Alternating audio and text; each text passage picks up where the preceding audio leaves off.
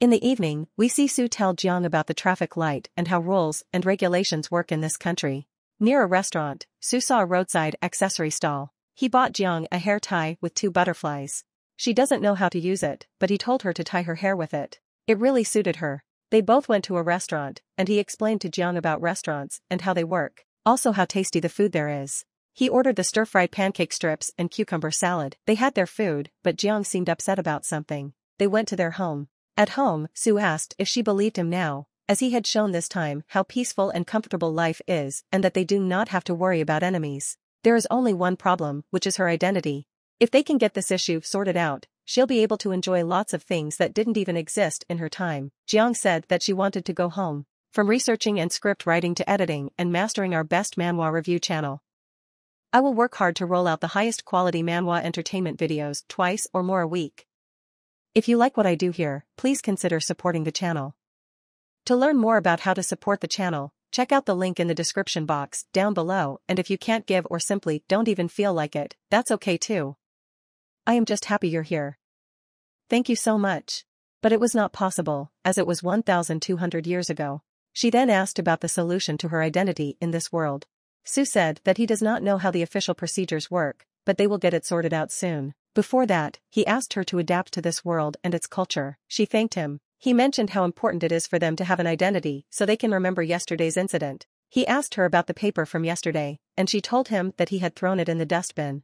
Jiang asked Sue what would happen if her identity problem remained unsolved. He told her that she'd be considered an unregistered child. Due to China's one-child policy, some people do not register their second child with the government in order to avoid punishment. If that happens, they'll be in big trouble, as almost all government and private services require an ID card. She'll not be able to get a job or have a place to live, even in hostels or rental apartments. Long-distance travel would not be possible, as bullet trains and other vehicles also require an ID. Jiang asked him if she gets a place to live and a way to make money, an ID card will not be needed. Sue told her that it's not really the case. Without an ID card, she cannot have many essential things in her life. He put forward the idea of seeking government help, but it may cause some serious issues.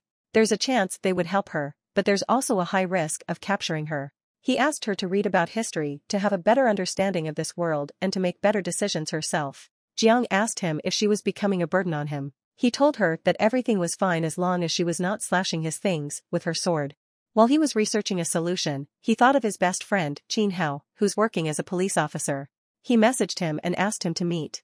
He replied back, agreeing and asking for a location. Now that he had potentially solved one of his problems, Sue took a bath and, after coming out, wondered if Jiang had taken a bath or not. Remembering that there was a girl in his house, he rushed to his room, as he was not wearing any clothes. As he entered, Jiang went to the bathroom and took a shower. The next day, Sue brought Jiang a writing tablet that could recognize traditional Chinese along with phonetic symbols. While she was writing, he brought some cat food for Winter Melon. Jiang asked about it and wondered why these people grow special food for cats. The doorbell rings, as the food he ordered for Jiang has arrived. He handed the food to her and told her not to leave the house, as he was going to meet his friend. Winter Melon tried to get the hamburger from her, but Sue stopped her, saying that it was unhealthy. Jiang was shocked, as the hamburger was no longer appealing to her. Sue had made her a QQ, Chinese Gmail, account and asked her to message him using the writing tablet in case of an emergency. He left the house. After disembarking the bus, he saw Qin sitting in front of him. He waved at him. They both greeted each other. They ordered food and had some booze. Sue asked him about his sentiments towards his work. Qin told him that it was completely opposite of what he had thought. All he is doing now is solving disputes and quarrels between couples and neighbors. His dream was to catch crooks and do other heroic acts. He is disappointed in his job. Since his childhood, Qin Hao has always wanted to become a police officer. His dream was shattered when his height was stuck at 1.6 meters. The minimum height required for being a police officer is 1.7 meters. But later on, this rule was changed to limit how high a candidate could jump. Qin became so happy after it. He practiced high jumps every day and finally got himself into the Chinese police department as a local police officer. Qin told Sue that before his arrival, he was imagining the crime scene of an armed bandit whom he would arrest. Sue asked him about the conditions of getting an ID for someone who had lost his memory and had nothing to identify him. Qin told him that this person would be considered an unregistered citizen, and it would be impossible to get an ID for them. Qin's police mode is turned on. He asked Sue, why does his acquaintance need an ID, and who is he? Sue made up a story, but Qin didn't believe it. If an unregistered citizen can prove the IDs of his parents or ancestors, there's a chance that they can have an ID. But for someone who fails to do so, it's impossible to have an ID. Sue asked what they would do if they ever ran into an unregistered person. Chin told him that they only ask simple questions of those who seem suspicious. Chin told Sue that he was acting weird and asked him about it. He told him that it was his devotion to his work that had made him look suspicious. He asked Chin, if he were to plan some schemes with unregistered people, why would he come to a police officer for advice? Chin agreed with him and said that he was not that courageous to do something like that. If someone claims to have lost his memory, an investigation is launched to check his background. The missing reports and kidnapping records were checked. His DNA is also cross-checked with that of escaped convicts. If the person is found to be free from these three categories, then his data is matched with the list of registered citizens and with those in mental hospitals. If the person in question comes out free from all these investigations, he is released without an ID card. Chin explained why they don't provide an ID card to these people by giving Sue an example of a murderer who had gone through plastic surgery in an unauthorized place, and he says that he had no memories of situations like these. Providing him an ID would be harmful to society as he is now free from all the problems that are unacceptable. Every contact leaves a trace, a quote from Edward Locard, the father of forensics. Chin told him that this is his golden rule, but Sue mocks him by saying that his job only requires him to mediate arguments between old ladies. With Chin drunk, Sue paid the bill. On the cash counter, he was told about an ongoing scheme in which he could have skewers worth 50 yuan for free. He got the free skewers packed for his wife. They took a cab. Chin dropped Sue near his home. Even though Sue has a big problem on his hands, he's still not worried about it and is interested in the situation. He came back home, where Jiang was sleeping. She woke up. He told her about the food he bought for her. He told her how to eat yogurt, and she found it very tasty. Sue thought to himself, how great is the feeling of having someone waiting for you. Sue came out of the shower and saw Jiang still studying. He asked her about the clothes he bought for her, but she didn't like them at all. He understood her sign and changed the topic by teaching her how to use a hairdryer. The next morning, Jiang took a shower, thinking how lucky she is to find a person who is looking after her and teaching her about the customs of this world. But she should not rely on him too much, as it will be a burden for him. Jiang went to the hall and saw Sue watching the news. He went out for a walk, where some old neighbors were discussing something with a serious face. An old lady asked Sue if he had heard any weird noises last night. The neighbors told her about the strange noises and figures appearing in the night, which had terrified her dog. The other neighbor said that it was a ghost. Sue asked the third neighbor about it. He said that he hadn't seen a ghost, but it was recorded on his CCTV camera. Everyone went with him to take a look at the footage. In the recording, they saw a black figure jumping from one building to another. Everyone was shocked, but Sue knew that it was Jiang. The neighbors were discussing the black figure, calling it a thief and a wildcat. Sue tried to end the discussion by calling it a passing ghost. Most of the neighbors agreed that it could be a ghost passing by from here. Sue was happy that he had sorted out this problem, as if the police were called, it would be very difficult for him to hide the truth. He went home and asked Jiang if she was going out at night. She said yes and asked him, how did he know? He told her about the camera as the all-seeing eye. She told him that she had covered her face. Sue was relieved to know that her face was covered. He told her if she wanted to go out, she should tell him first, and they'd go together. She tried to ask if she was being a problem and could leave, but Sue interrupted her and asked what she wanted for lunch. With a smile, she said anything healthy. He mocked her and told her to eat cat food. Sue put his clothes in the washing machine and told her about it. She asked if the washing machine could wash clothes better than by hand, and he said yes. Sue asked her to bring clothes that she wanted to clean. Jiang put her clothes in the washing machine. Sue saw a cloth, which Jiang took away and rushed inside. It was a foot binding, a cloth used to painfully tie the legs of women for beauty purposes. Sue was thinking about the foot bindings, as Jiang's movements were perfectly fine even though she was using these bindings. He searched for information about it on the internet but didn't get any satisfactory results. He asked her to lift her leg and show it to him, but she refused. He had now realized that the reason she was not wearing any undergarments he had brought was because of the bindings. She went up and used her sword to startle him, saying Ding Tu Zi. She went to the other room. Sue came after her and sang a song about a lady from Donglin who was considered the most beautiful woman in the world. Her height was perfect, along with her natural beauty, which doesn't need any makeup. Everything about her was just perfect. On the other hand, Ding Tu Zi's wife had messy hair, rough lips, and missing teeth. She had limps and hunches, yet Ding Tu Zi loved her. Despite her looks, he had 5 children with her. This made him an exemplary man and a role model. Sue said that it was a compliment Jiang had given him, and he accepted it. Sue told Jiang about the use of undergarments and asked her to leave the old customs. He played her a video about it and came back after 5 minutes. She was not happy. She said the people of this world live their lives in an immoral way. Sue defends himself by saying that it is completely normal to wear comfortable clothes and enjoy life. He asked her about the women she saw on the street and whether it was normal for them to wear short clothes of their own choice. Everyone is free. But she was stubborn. She said that it was completely unacceptable. Sue knew that things would go wrong if he also became stubborn with his point, so he changed the topic. He told her about computer games, as 90% of people learn computers to play games. He played Super Mario's ripoff. He taught her to play the games to prevent her from going out at night and from going in search of her home. B stopped her game as 1 hour had already passed and asked her to teach about a popular Chinese game called Do Diju. Sue had taught Jiang Do Diju, and she's so interested in it. He went for an afternoon nap, thinking about his luck in not getting the job. Even if he had gotten the job, he would have to resign from it to take care of Jiang. He woke up in the evening. It was almost dinner time, so he asked Jiang to get ready as they were going out for dinner. He asked her to change her hairstyle so it could be recognized since she was having her hair up at night when she was out. She did the same and changed her dress too. She was looking peculiar. Sue asked her to change her dress back, calling this look conspicuous. She got angry with him but changed her dress back to normal. On their way out, Uncle Zhao from the neighborhood asked him about his girlfriend. But he laughed it off and said that she was just a friend. Sue asked him about a rod that he was holding. He asked if it was made of peach wood, as ancient Chinese priests used peachwood sticks to cast out ghosts and spirits. He told him that it was not the original one, but he had wrapped many talismans around it. When no one was around, Jiang asked Sue, "What does a girlfriend mean?"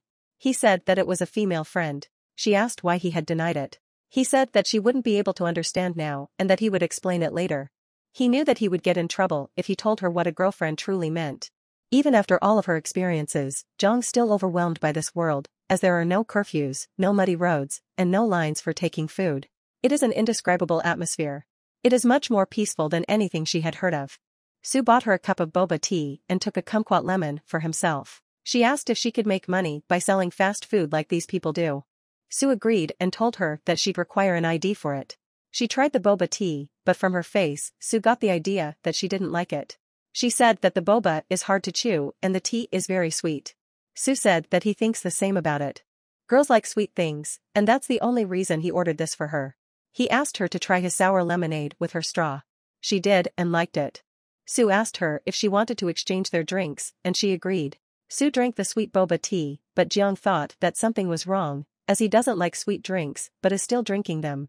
Both of them had their dinner at a restaurant. They went for a walk to digest their food. On their way, Sue told Jiang that if she wanted, he could take her somewhere nice.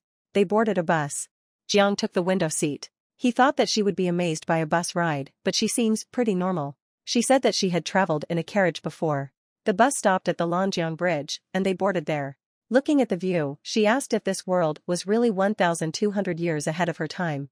He said that she already knew the answer to this question. In the last 1,200 years, the world has changed so much. Even if the return to her era seems impossible, the idea of living in this world is not bad, as humans have achieved pretty much all of the feats. They can fly, and they can go underwater. They had even gone to the moon as well. Sue took a picture of Jiang and told her that he'd take her on a plane ride when she got her ID. Jiang asked what she would do when she knew about this world. Sue told her that she could live her life the way she wanted. She can do the things that suit her and that she likes. She can enjoy the world in whichever way she wants. The fireworks started. She was happy. She was thinking about the second miss and wondering if she was able to see all of this somehow. She told Sue about it. He said that since her chief, deputy chief, and others are not here, she should enjoy every experience she has in this world on their behalf as well. The next morning, Sue saw the news of Jiang, dressed in black, jumping from building to building. He cannot bring her out in the daytime due to her ID issue, and there will be increased police patrolling at night. She'll have to stay at home for some time. Jiang asked Sue if everyone in this world lives like him, like a prisoner, always inside their home. Sue told him about the shut-in, NET, lifestyle, in which people usually laze around at home and do most of their work online. They do it out of their own free will. Sue prefers this way of living. Jiang told her that she didn't like this and wanted to go outside to explore new things. Just as she said, Sue started giving him a lecture on the unknown world. He asked her, how will she be able to live in this world alone? Without a source of income, living in the outside world will be very difficult for her, as there are no forests for hunting and buying food requires money. She was feeling down, as she can't do anything on her own in this world. Sue cheered her up by saying that she's learning things step by step and that soon her ID problem will be sorted out. Sue handed Jiang some money and told her that it will only take some time to end this ghost issue in the neighborhood, and once it's over, they'll go out more frequently. He told her that she could pay him the money she owed once she had a source of income. She thanked him, and he got flustered. On the internet, Sue got a job. He thought to himself that the job of a power leveler would be perfect for Jiang. Once she learns how to play the game, this will be her chance. He asked her to play the game. Just then, someone knocked on their door. He asked, "Who's there?" The reply came in a strong and heavy voice, "Open the door." It was his father. Sue became terrified. He told Jiang to hide in her room. He opened the door and asked his dad why he was here. He came inside and looked around. He asked him if he had gotten a job yet. He said that he should not worry about it as he's paying the rent on time. His father was angry at him and told him to get a proper job, as working in the stock market and on other shady websites is unacceptable. Trying to make his father go, he said that he'd get a job by next month. He tried to change the topic by asking his dad if he had seen the priest on his way. He told him that there was a ghost in this society and that he should lower the rent because of it. He went out and warned him to get a job by the next month. As he was closing the door, he saw female clothes hanging near the window. He asked Sue if he was into cross-dressing as well. Sue knew that even if he lied to his father, he'd eventually learn about Jiang from the neighbors. And it will also be less weird to know that there's a girl in his house than to know that his own son is a crossdresser. He said that these clothes are his friend's sister's, who is staying here temporarily for a few days. Sue addressed Jiang as Jiang. He asked her to open the door. They introduced them and hoped that Jiang would not do anything weird in front of his dad. She addressed his father as dad but stopped and silently asked Sue what she should call him. He told her to call him uncle, but his father heard that she had called him dad. They both greeted each other. His father asked her to continue what she was doing and took Sue to the other room. He asked him to tell the truth. Sue repeated that it was his friend's sister, and he'd need the spare keys to the house for her. His father asked if she was his girlfriend, but he denied it. He said that he heard her calling him dad. Sue said that he had misheard. He asked for her age. Sue said 18. His father was disappointed. He called it a sin. Sue asked how this was a sin. Even if they were really dating, this would not be a sin. His father told him that he didn't even have a job. He argued that he is earning enough money from YouTube and other online work that he doesn't need a proper job, even though YouTube is banned in China. He asked about the utility bill, transferred the amount to his father, and asked for the spare keys. While giving him the keys, his father told him that he could live here for free once he had a proper job, and if he didn't, he'd increase the rent. Sue knew that renting this house from his father was relatively expensive. Much more expensive, he'll get to have this house and all of his wealth for himself eventually. His father told him that his mother had called him for dinner. He said that he'll come when he gets free from his work. As he was leaving, his father told him that dating at this age mostly causes problems, but he said that they are just friends. His father told him to get out and find a proper job. He agreed. The last thing he said was advice. He told him to practice safely. He angrily said that they were just friends. His father opened the door, but Sue stopped him and showed him the wooden sandals of Jiang. His father had spent more than half of his life dealing in antiques. He asked how much he would get if he could sell them. He told him that these are from the Tang dynasty, the period of Li Longji. His father said that he can't tell their cost, but he can tell one thing, that his son should get a checkup in a mental health facility. Sue's father told him that being on the computer for too long corrupts the brain. He advised him to spend less time on the computer and spend more time outside. He knew that the sandals couldn't be from the ancient period, as their condition was like new. Sue was disappointed, as he wanted to become rich by selling these sandals. Sue asked his father if they could age them artificially. His father scolded him and said that antiques could not be faked that easily. He told him to do some honest work instead of cooking up schemes on his computer. He told him how ashamed he got when Qin Hao's father asked him about his son's job. Sue said that he is self-employed, but his father was furious. He cautioned him and picked up a stick to beat him, but it was not a stick. It was Zhang's sword. If his father takes the sword away, he will be in trouble. He said that it was a toy he bought for himself. His father released the sword from its scabbard but then put it back, thinking that a sword in this condition could not be an antique. He returned the sword and told him to look for a job, and if he couldn't, then join the civil service. He went out and slammed the door. Sue called out to Jiang and gave her the sword. He told her to keep it somewhere safe. He then taught her about his parents and what she should call them. She asked him about the martial arts practice he wanted to do. He asked for a shortcut, as doing it the normal way is not possible for him, as he couldn't even last for 5 minutes while practicing the basic stance last time. She told him that there is no shortcut to learning martial arts. He thought to himself that in this era, there's no need for one to learn martial arts, and it's like putting all the effort in for no reward. He changed the topic by asking her to come play games with him. She agreed, and he taught him about this online game. In the evening, when they were having snacks, Jiang asked him how she could earn money from this game. He told her that once she learns how to play the game, she can play for others to increase their levels. She was curious to know for whom she was going to play the game. Sue knows that if he doesn't explain it to her the right way, she'll get way more confused. He explained it to her using the example of cricket fights. A rich person gives his crickets to people like them and pays them to raise the crickets. When they're grown and strong, they take them back. It is also good for him, as keeping Jiang at home is better than letting her go out in the night and scare other people. Winter Melon comes near Sue, but he shoos him away. He went to Jiang and sat on his lap. At the police station, the chief asked everyone if they were hungry, as he was going to order some food. Chin said he was fine. He looked out of the window, as he was getting bored. He said that there was nothing to do. Everyone looked at him. He asked what happened. The chief asked him if his mentor hadn't taught him about it, but he was clueless. Suddenly the telephone rang, and they went to work. In the car, the chief told Chin to never say that they don't have any work to do at the station. It's a superstition, and no one knows the exact reason, but when someone says that, the rest of the day becomes super busy. They didn't even get time to have lunch or snacks. They reached the scene. It was a drunk man lying on the stairs. Chin thought to himself that it was the type of work he was hoping for. He told them that he was the one who called them. Jiang is not opening the door for him. The chief knocked on the door and called out the lady. She opened the door and confirmed that the drunk man was her husband. She apologized to the police and told them she'd scold her husband for causing problems. The drunk man got furious and started trash-talking to the lady. The chief asked her if he could take him to the police station to put things out calmly. The drunk man understood his sign and apologized. The case was solved. As they were coming out of the building, meanwhile, at Sue's house, he woke up because he had heard some sound. It was thought that it was Jiang trying to sneak out again. He came out of his room and saw a black figure. He switched on the lights and saw Jiang coming out of her room. He realized that it was a burglar. The burglar tried to escape, but Jiang rushed and grabbed him by the head.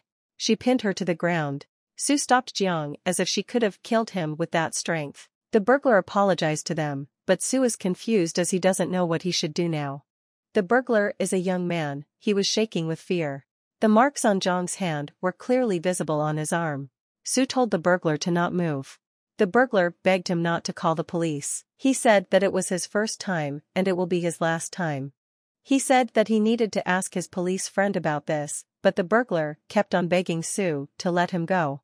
He asked the burglar to apologize sincerely and not do it again. Sue told him to go out the way he entered his apartment, through the window, and he'd act like nothing happened. The burglar thanked them and went out of the window. He blessed them both as he went.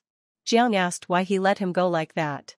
Sue said that if they handed him to the police, they'd ask about the injury in his arm caused by her, and she'd be questioned, which may cause the police to know about her identity issue. He asked her why she was wearing her daytime clothes. She said that she's used to these clothes. She heard some movement in the living room and came out to check. The window was broken. Sue said that he'd get someone to fix it tomorrow. He turned off the lights, and they went to sleep.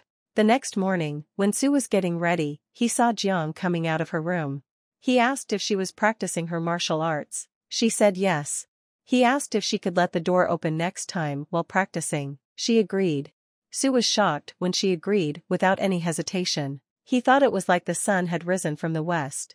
She called him a weird person, as according to him, not agreeing is bad, and agreeing is also bad. He shifted the topic and told her that they'd be having their breakfast out and, from there, getting someone to fix their window. He told her that things about life cannot be learned by just reading about them. One can learn about life best through experience. He told her that the best way to enjoy things is to experience them as if they. If you enjoyed the video, subscribe to watch more videos like these, turn on notifications, and leave a like and comment to help the channel out. From researching and script writing to editing and mastering our best manhwa review channel, I will work hard to roll out the highest quality manhwa entertainment videos twice or more a week. If you like what I do here, please consider supporting the channel.